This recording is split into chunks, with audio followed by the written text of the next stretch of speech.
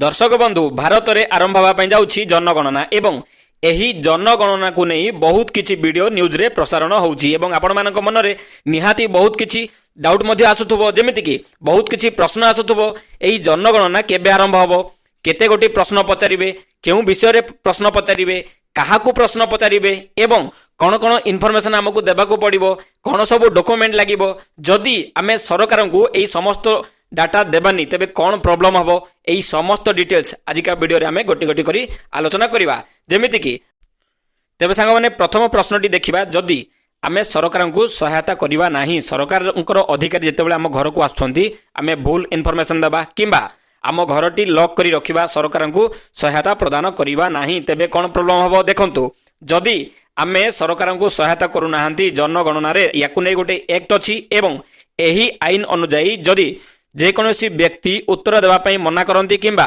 मिछ उत्तर दियंती तेबे तांकू 1000 टंका पर्यंत जरिमाना मध्य देवाकू पड़िबो बुझिपारे जदि सरकार अधिकारी आपण घर को आछंती जनगणना विषय रे किछि इनफॉरमेशन पचारुछंती आपण जदि भूल इनफॉरमेशन दउछंती किंबा इनफॉरमेशन देवाई मना करुछंती तेबे आपणको 1000 टंका पर्यंत जरिमाना मध्य हेई पारे एवं एहा सह जदि आपण माने जदि आउ किछि मिछ खबर माने मिछ इनफॉरमेशन दियंती किंबा आपण माने विरोध करती आपण को जेल दंड मध्य हेई पारे देखंतु 1000 टंका फाइन मध्य हेई पारे एवं एहा सह आपण को 3 वर्ष जेल मध्य हेई पारे तेनु आपण माने सब बेले जेते बेले भी जनगणना पई आपण घर को सरकार अधिकारी आसीबे आपण माने निहाती सेमानंकु सपोर्ट करंतु बुझि परले तेबा संतु वर्तमान देखिबा 1 नंबर प्रश्न जनगणना केबे ठारू आरंभ हबो देखंतु आपण मानक मन रे निहाती प्रश्न उठुथबो देखंतु भारत सरकार पक्षरु जारी होइथिबा विज्ञप्ति अनुसार 2026 16 एप्रिल रु ओडिशा समेत समस्त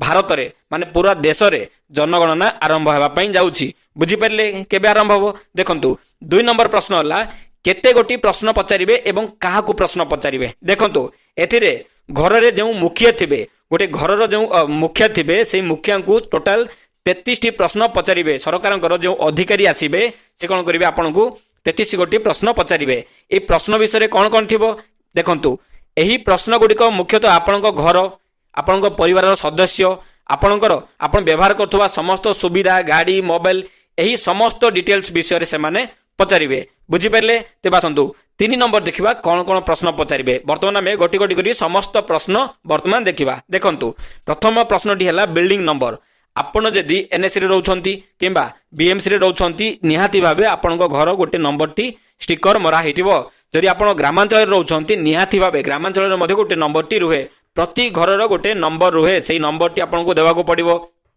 एहा परे 2 नंबर हैला जनगणना गृह नंबर जेते बेले आपण घरटी जो सरकार अधिकारी आसती जिते जनगणना हुए से से कौन करेंगे आपण घरटी केते नंबर रे जनगणना होती से नंबर टी से कौन करेंगे आपण को प्रदान करेंगे बुझीपारे 3 नंबर क्वेश्चन होची घर चट्टाण केउथिरे तयारी हेची आपणकर जो घरटी अच्छी घर चट्टाणटी मार्बल रे हेची ना माटी घर ना सीमेंट घर ना पत्थर घर केमिति तयार हेची ताहा आपण को पचार जीवो आपण को कहिया को पड़िबो घर कांथ केउथिरे तयारी हेची माटी घर किंबा आपण जेमिति कि इटारे घर करिसंती किंबा काठरे घर करिसंती एहा मध्ये आपनकु पचारा जीवो एहा सह आपनकर घरर छात जेमिति कि आपण छात घर अछि सीमेंट घर अछि किंबा चाळ घर अछि किंबा टीण घर अछि एमिति 5 नंबर प्रश्नटी आपनकर घरर छातटी केउथिरे तयारी हेछि आपनकु पचारा जीवो बुझि परले देखंतु 6 नंबर प्रश्न होछि घरटी केउ कामरे व्यवहार होछि जेमिति कि आपण कहिबे हमर तो गोटे घर अछि आमे रहिया पे व्यवहार करछंती देखंतु बहुत जनर कौन रुहे ना दुई दुईटी घर रुहे से माने गोटे घरटी रहिया पई व्यवहार करती एवं आउ गोटे घरटी बिजनेस पई व्यवहार करती तेबे आपन को ताहा कहिया को पड़िबो आपन घरटी बासगृह पई व्यवहार करछंती ना व्यवसायिक पई व्यवहार करूछंती बुझी परले तेबे देखंतु 7 नंबर होची घरर अवस्था किपरि अछि तार कंडीशन कोन अछि घरटी भांगी जाईची ना भलो कंडीशन अछि ताहा मध्ये आपन को कहिया पड़िबो परिवार नंबर देखंतु आपन परिवार रे केते जन सदस्य अछंती ताहा मध्ये आपन को जणाइबाकू पड़िबो 9 नंबर क्वेश्चन होची परिवार रे साधारणतः रहउथवा समुदाय सदस्यक संख्या देखंतु आपन परिवार रे जेते जन व्यक्ति अछंती समस्तंकर माने केते जन अछंती ताहा मध्ये आपन को कहिबाकू पड़िबो एवं 10 नंबर क्वेश्चन है परिवार मुख्य किए जमीती कि गोटे परिवार 3 जन अच्छा 3 जन से परिवार हेड किए जे मेन लोक मुखिया लोक नाम कहवाक पड़ो बुझीपारे 11 नंबर क्वेश्चन होची जो मुखिया अच्छा से पुरुष ନା ମହିଳା ଏହା ମଧ୍ୟ ଆପଣଙ୍କୁ କହିବାକୁ ପଡ଼ିବ। 12 ନମ୍ବର କ୍ୱେଶ୍ଚିନ୍ ହେଉଛି ଯେଉଁ ପରିବାରର ମୁଖିଆ ଅଛନ୍ତି ସେ ମୁଖିଆଙ୍କର ଜାତି କ'ଣ? ଅନୁସୂଚିତ ଜାତି ନା ଯେମିତିକି ଅନ୍ୟାନ୍ୟ ବର୍ଗର କିମ୍ବା ଅନୁସୂଚିତ ଜନଜାତି ଏମିତି କ'ଣ ତାଙ୍କର SC ST ଜେନେରାଲ OBC କ'ଣ ଅଛି ତାହା ମଧ୍ୟ ଆପଣଙ୍କୁ କହିବାକୁ ପଡ଼ିବ। 13 ନମ୍ବର କ୍ୱେଶ୍ଚିନ୍ ହେଉଛି ଘରଟି ନିଜର ନା ଭଡ଼ାର? ଆପଣ ଯେଉଁ ଘରେ ରହୁଛନ୍ତି ବର୍ତ୍ତମାନ ସେଇ ଘରଟି ଆପଣଙ୍କ ନିଜର ନା ଭଡ଼ାରେ ଅଛନ୍ତି? ପରିବାର ପାଖରେ ଥିବା ଘର ଦେଖନ୍ତୁ ଆପଣଙ୍କର 14 ନମ୍ବର କ୍ୱେଶ୍ଚିନ୍ ହେଉଛି ଆପଣଙ୍କ ପାଖରେ ଗୋଟେ ଘର ଅଛି ସେ ଘରେ କେତେଟା ରୁମ୍ ଅଛି ତାହା ମଧ୍ୟ ଆପଣଙ୍କୁ ସରକାରଙ୍କୁ କହିବାକୁ ପଡ଼ିବ। ଯଦି 2ଟି ଅଛି 2ଟା କହିବେ, 3ଟି ଅଛି 3ଟି କହିବେ, ଯେତୋଟି ରୁମ୍ ଅଛି ଆପଣଙ୍କ ଘର ସେତିକି ରୁମ୍ କହିବାକୁ ପଡ଼ିବ। ବୁଝିପାରିଲେ? 15 ନମ୍ବର କ୍ୱେଶ୍ଚିନ୍ ହେଉଛି ପରିବାରରେ କେତେ ଜଣ ବିବାହିତ ଦମ୍ପତି ଅଛନ୍ତି? ଦେଖନ୍ତୁ ସେ ପରିବାରରେ ଆପଣଙ୍କ ଘରେ କେତେ ଜଣ ବାହା ହେଇଥିବା ଲୋକ ଅଛନ୍ତି ତାହା ମଧ୍ୟ ଆପଣଙ୍କୁ କହିବାକୁ ପଡ଼ିବ। ଦମ୍ପତି ମାନେ ଜଣେ ପୁରୁଷ ଓ ମହିଳା ମିଶିଲେ ଗୋଟେ ଦମ୍ପତି ହୁଅନ୍ତି। ବୁଝିପାରିଲେ? ତେବେ ଦେଖନ୍ତୁ 16 ନମ୍ବର କ୍ୱେଶ୍ଚିନ୍ ହେଉଛି ପାନୀୟ ଜଳର ମୁଖ୍ୟ ଉତ୍ସ କ'ଣ? ଯେମିତିକି ଆପଣଙ୍କର କୂଅ ଅଛି ନା ବୋରୱେଲ୍ ଅଛି ନା ନଳକୂପ ଅଛି ନା ପୋଖରୀ ଅଛି, ଆପଣ କେଉଁଠାରୁ ପାଣି ଆଣୁଛନ୍ତି ତାହା ମେନସନ୍ କରିବାକୁ ପଡ଼ିବ। 17 ନମ୍ବର କ୍ୱେଶ୍ଚିନ୍ ହେଉଛି ପାନୀୟ ଜଳର ଉତ୍ସ କେଉଁଠାରେ ଉପଲବ୍ଧ? ଆପଣଙ୍କ ଘର ଭିତରେ ଅଛି ନା ଘରେ ବାହାରେ ଅଛି? ସେଟା ଆପଣଙ୍କର ନା ଆପଣ ଯେମିତି ଅନ୍ୟ କାହାର ବାହାରରୁ ଆଣୁଛନ୍ତି ନା ଆପଣ NSCରେ ରହୁଛନ୍ତି ସରକାରଙ୍କ ତରଫରୁ ଆପଣଙ୍କୁ ସପ୍ଲାଇ ଆସୁଛି, ପାଣି ସପ୍ଲାଇ ଆସୁଛି, ତାହା ଆପଣଙ୍କୁ ସେଠି ମେନସନ୍ କରିବାକୁ ପଡ଼ିବ। ବୁଝିପାରିଲେ? 18 ନମ୍ବର କ୍ୱେଶ୍ଚିନ୍ ହେଉଛି ଆଲୋକ ପାଇଁ ମୁଖ୍ୟ ଉତ୍ସ କ'ଣ? ଯେମିତିକି ଆପଣଙ୍କର ଇଲେକ୍ଟ୍ରିକ୍ ବିଲ୍ ମାନେ କରେଣ୍ଟ ଅଛି ନା ଆପଣ ସୋଲାର ପ୍ୟାନେଲ ୟୁଜ୍ କରୁଛନ୍ତି ନା ଆପଣଙ୍କ ଘରେ ଟୋଟାଲ କରେଣ୍ଟ ହିଁ ନାହିଁ, ଏହା ଆପଣଙ୍କୁ ସେଠି ମେନସନ୍ କରିବାକୁ ପଡ଼ିବ। 19 ନମ୍ବର କ୍ୱେଶ୍ଚିନ୍ ହେଉଛି ଶୌଚାଳୟର ସୁବିଧା ମାନେ ଆପଣଙ୍କ ଘରେ ଶୌଚାଳୟ ଅଛି ନା ଶୌଚାଳୟ ନାହିଁ, ଏହା ମଧ୍ୟ ଆପଣଙ୍କୁ ସେଠି ମେନସନ୍ କରିବାକୁ ପଡ଼ିବ ମାନେ କହିବାକୁ ପଡ଼ିବ। ବୁଝିପାରିଲେ? ତେବେ ଦେଖନ୍ତୁ 21 ନମ୍ବର କ୍ୱେଶ୍ଚିନ୍ ହେଉଛି ନର୍ଦ୍ଦମା ପାଣିର ନିଷ୍କାସନ ବ୍ୟବସ୍ଥା ମାନେ ଆପଣଙ୍କ ଘରେ ଯେଉଁ ଡ୍ରେନେଜ ଅଛି, ଯେଉଁ ଖରାପ ପାଣି ଅଛି, ୱେଷ୍ଟ ୱାଟର ଅଛି, ସେଇଟା ଯିବା ପାଇଁ କିଛି ବ୍ୟବସ୍ଥା ଅଛି ନା ନାହିଁ ଏହା ବି ଆପଣଙ୍କୁ କହିବାକୁ ପଡ଼ିବ। 22 ନମ୍ବର କ୍ୱେଶ୍ଚିନ୍ ହେଉଛି ଗାଧୁଆ ଘରର ସୁବିଧା ଅଛି କି ନାହିଁ ମାନେ ବାଥରୁମ୍ ଅଛି କି ନାହିଁ, ଏହା ମଧ୍ୟ ଆପଣଙ୍କୁ କହିବାକୁ ପଡ଼ିବ। 23 ନମ୍ବର ପ୍ରଶ୍ନ ହେଲା ରୋଷେଇ ଘରେ LPG PNG ସଂଯୋଗ ଅଛି କି? ଯଦି ଅଛି ହଁ କହିବେ, ଯଦି ନାହିଁ ମନା କରିଦେବେ।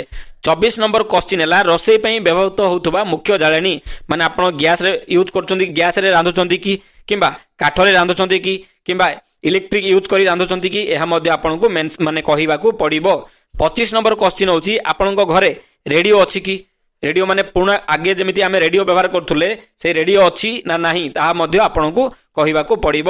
ଦେଖନ୍ତୁ 26 ନମ୍ବର କ୍ୱେଶ୍ଚିନ୍ ହେଲା ଆପଣଙ୍କ ଘରେ ଟିଭି ଅଛି କି? ଯଦି ଅଛି ହଁ କହିବେ, ଯଦି ନାହିଁ ନାହିଁ କହିବେ। ଆପଣଙ୍କ ଘରେ 27 ନମ୍ବର କ୍ୱେଶ୍ଚିନ୍ ହେଉଛି ଆପଣଙ୍କ ଘରେ ଇଣ୍ଟରନେଟ୍ ସୁବିଧା ଅଛି କି?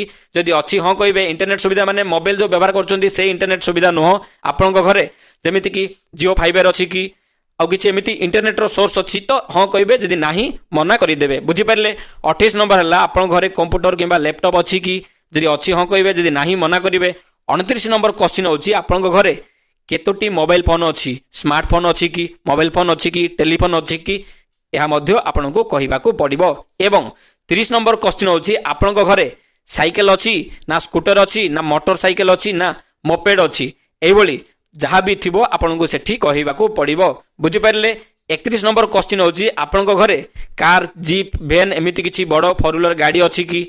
32 ନମ୍ବର କ୍ୱେଶ୍ଚିନ୍ ହେଉଛି ପରିବାରରେ ବ୍ୟବହୃତ ହେଉଥିବା ମୁଖ୍ୟ ଶସ୍ୟ ମାନେ ଆପଣ ଭାତ ଉପରେ ମୁଖ୍ୟତଃ ଭାତ ଉପରେ ନିର୍ଭର କରନ୍ତି ନା ଗହମ ଉପରେ ନିର୍ଭର କରନ୍ତି, ଏହା ମଧ୍ୟ ଆପଣଙ୍କୁ କହିବାକୁ ପଡ଼ିବ।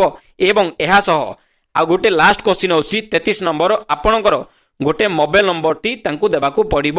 କାହିଁକି ନା ଆପଣଙ୍କ ସହ ଯୋଗାଯୋଗ କରିବା ପାଇଁ ଗୋଟେ ମୋବାଇଲ ନମ୍ବରଟି ଆପଣଙ୍କୁ ତାଙ୍କୁ ଦେବାକୁ ପଡ଼ିବ। ଯେହେତୁ ବର୍ତ୍ତମାନ ଯେଉଁ ଜନଗଣନା ହେବାକୁ ଯାଉଛି ଏହା ପ୍ରଥମ ପର୍ଯ୍ୟାୟ ହେଉଛି, ଏହାପରେ ଆଉ ଗୋଟେ ପର୍ଯ୍ୟାୟ ମଧ୍ୟ ହେବ, ସେତେବେଳେ ଆପଣଙ୍କୁ କିଛି ମେସେଜ ମାଧ୍ୟମରେ କମ୍ୟୁନିକେସନ ଆସିବ। ବୁଝିପାରିଲେ? ତେବେ ଦେଖନ୍ତୁ କିଛି ଗୁରୁତ୍ୱପୂର୍ଣ୍ଣ ସୂଚନା, ଯେମିତିକି ଏଥର ଜନଗଣନା ସମ୍ପୂର୍ଣ୍ଣ ଡିଜିଟାଲ ହେବ।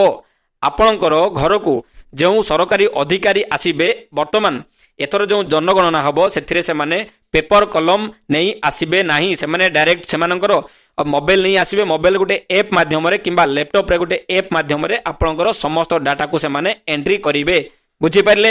କିମ୍ବା ଆପଣମାନେ ନିଜେ ଚାହିଁଲେ ମଧ୍ୟ ନିଜ ମୋବାଇଲରେ ଗୋଟେ ଆପ୍ଲିକେସନ ଅଛି, ସେ ଆପ୍ଲିକେସନ ମାଧ୍ୟମରେ ଆପଣଙ୍କର ଜନଗଣନା କରିପାରିବେ ଆପଣଙ୍କର ସମସ୍ତ ଇନଫର୍ମେସନ୍ ସେଠି ପୁଟ୍ କରିପାରିବେ ବୁଝିପାରିଲେ ତେବେ ଦର୍ଶକ ବନ୍ଧୁ ଆଶା କରୁଛି ଆଜିକାର ଇନଫର୍ମେସନଟି ଆପଣମାନଙ୍କୁ ଭଲ ଲାଗିଥିବ ଯଦି ଭଲ ଲାଗିଥିବ ପ୍ଲିଜ୍ ଗୋଟେ ଲାଇକ୍ କରନ୍ତୁ ସେୟାର କରନ୍ତୁ ସବସ୍କ୍ରାଇବ୍ କରନ୍ତୁ ଏଇଭଳି ନୂଆ ନୂଆ ଅପଡେଟ୍ ଆମ ଚ୍ୟାନେଲରେ ଡେଲି ପାଇବା ପାଇଁ ନମସ୍କାର ଧନ୍ୟବାଦ ଜୟ ଜଗନ୍ନାଥ।